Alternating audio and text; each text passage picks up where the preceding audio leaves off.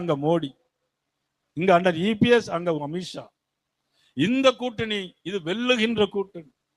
அமித்ஷா அவர்கள் வர இருக்கிறார்கள். முதலமைச்சர் ஸ்டாலின் சொல்லுகிறார், எத்தனை சா வந்தாலும் எங்களை ஒன்றும் செய்ய முடியாது என்று. கொஞ்சம் பொறுத்திருங்க. 17 பேர் மேல எல்லா விஷயம் வச்சிருக்கோம்.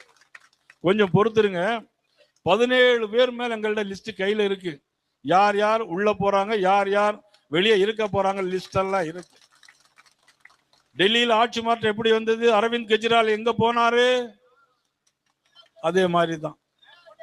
அதே மாதிரி நிலைமை பீகாரில் சொன்னார்கள், வாக்கு திருட்டு என்று சொன்னார்கள்.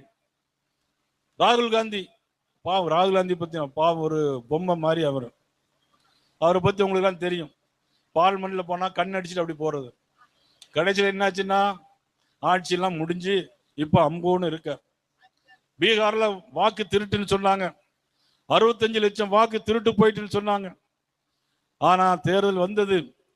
முடிவில் என்னாச்சு? 243 தொகுதிகளில் 202 இடங்களில் வென்றது தேசிய ஜனநாயக கூட்டணி. இங்கேயும் அதே மாதிரி தான் சார். இந்த வாக்கு புதிதாக சேர்த்தல் நீர்த்தலுக்கு எதிர்ப்பு. இதுக்கும் உச்ச நீதிமன்றம் போனார் நம்முடைய முதலமைச்சர். இதற்கும் உச்ச நீதிமன்றம் போனார். அங்கே திருப்பி அடிச்சு விட்டாங்க. அதுக்கப்புறம் இப்ப வந்து இப்போ என்னன்னா, இவரு நமக்கு தெரியாமலே ஓட்டை இவரும் சேர்த்துட்டு இருக்கார். அதுக்கப்புறம் இந்த பிஓ பிஎல்ஓக்கு எல்லாத்துக்கும் ஒரு உத்தரவு போட்டிருக்கார். என்ன உத்தரவுன்னா, இந்த சார்ல என்ன உத்தரவு அப்படின்னா, யாரையும் நீக்க வேண்டாம், புதிதாக தாத்தா பேரு அப்பா பேரு ஏதாவது ஒரு பேரை சேர்த்து எழுதுங்க அப்படின்னு உத்தரவு போட்டிருக்காங்க.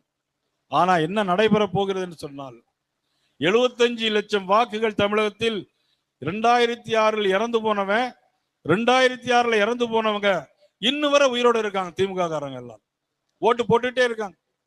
ஆனா அந்த ஓட்டு 75 லட்சம் ஓட்டு இனிமேல் இருந்து அகற்றப்படும்.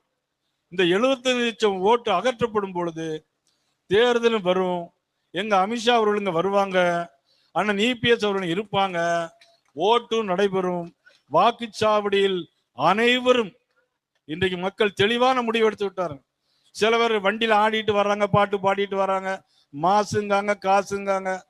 ஆனா நம்ம பெரிய பிக் பாஸ்ன்னு அவங்களுக்கு எல்லாம் தெரியாது.